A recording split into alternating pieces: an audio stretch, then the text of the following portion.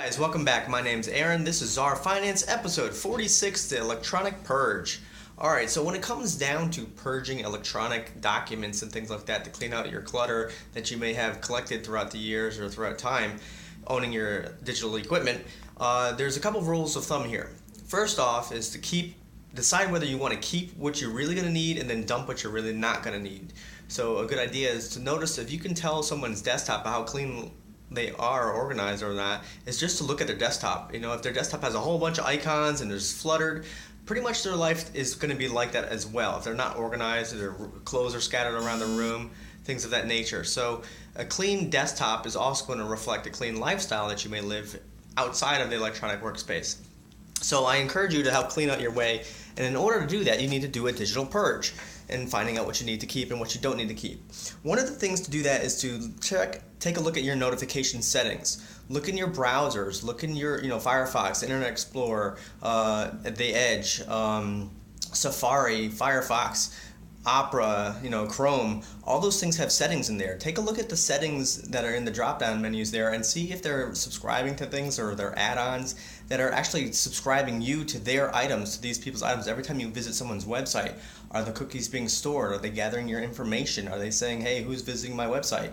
Are you actually logged in as a user of Chrome, for example, and then you're going to visit another website, say JCPenney's or something like that, or Sears, or Walmart or whatever.com. When you visit yourself as being logged in, they catalog that information and they're using it. Say, oh, Aaron, logged in, or so-and-so logged in on our website today to check out such and such. Have you ever noticed when you go on Amazon.com or something of that nature that they start to see, like, how do they know that, I liked, this type of necklace or something like that when I jump onto a friend's computer, or maybe I'm overseas or something like that, and and these ads follow you around? Well, it's because they know that you logged in, and when you were logged in onto that website, they are tracking that information and they are bombarding you to say, hey, you might like this also, and they're trying to advertise for you.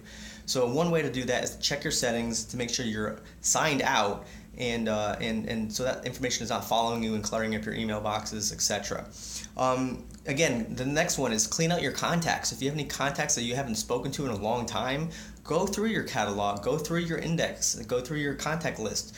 Double check to see if they're not duplicates. Do a purge. If there's a lot of information there, combine them.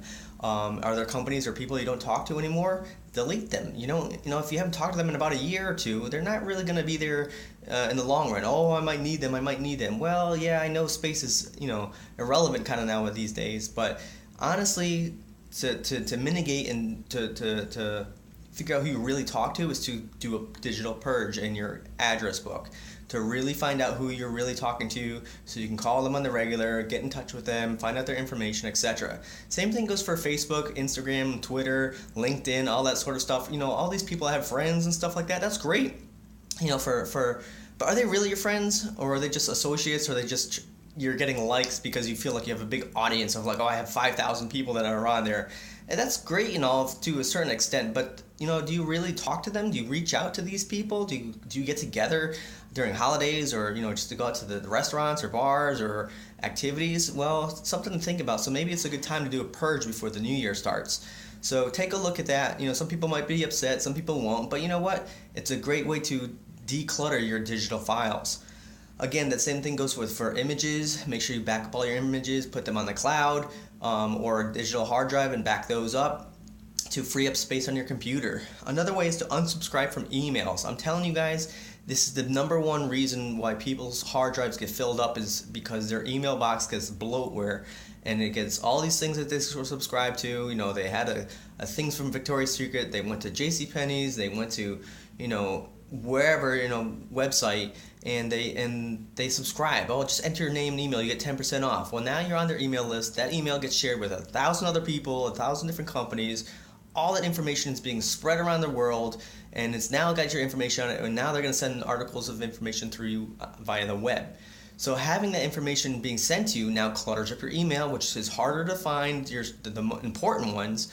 And the best advice I can do to tell you guys to really go to the bottom, hit unsubscribe, and then unsubscribe yourself from all these lists that are non-important essentials, especially being the holidays coming up.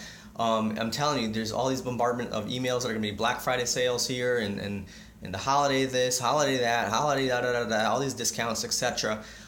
Just unsubscribe yourself from all these things that are cluttering up your digital lifestyle that follow you around.